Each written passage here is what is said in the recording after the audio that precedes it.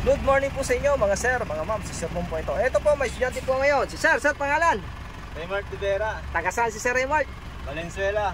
Yan o, sino shout out ni Sir? Shoutout sa asawa ko, si Jasmine Oxio. Yan, yun lang. Nakatrabaho mo? Kumusta kayo lahat? Nahiya si Sir. Sige, magdadrive na to si Sir. So, ayan na po si Sir Raymart. Si Sir Raymart po ay mag-a-additional siya ng code 3. So yun nga po, ang imamaneho niya po ay truck. So code C po ang kailangan niya. Ang lisensya ni Sir is more than 4 years na din. So sasabay niya daw renewal at additional.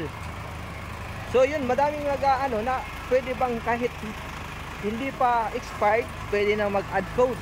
Pwede na po tayong mag-additional code basta qualified po yung lisensya natin. Halimbawa, hindi pa expired to 2014 pa yung expired ng lisensya mo. Gusto mo nang magmaneho ng truck, gusto mong kailangan magkapag-add ka ng code, pwede po yun basta qualified yung license nyo, more than 4 years na po. So pwede po yun. Ang additional po is anytime. Yan si Sir. So yun nga po, at gusto naman pong mag-additional code 8, so dapat may lisensya po kayo ng 1, 2, 3 na at least 6 months po.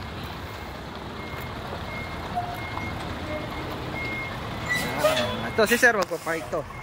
So more on parking kasi inaaral natin dito sa code 3. Yan.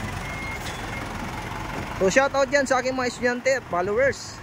Yan, maraming salamat po sa inyo na patuloy niyong pag-suporta sa aking page. Pa-share po ng ating mga videos para madami pa tayong matulungan na estudyante na gustong mag-additional code. So follow nyo po ako pala sa TikTok, Facebook.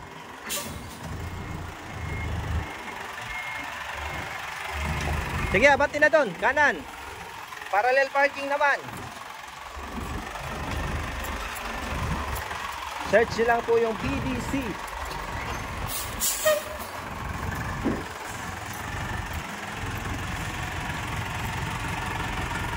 Yan. O, tuwid lang. Straight. Sige. O, pihit na. Yan, ka-tracking to si Sir.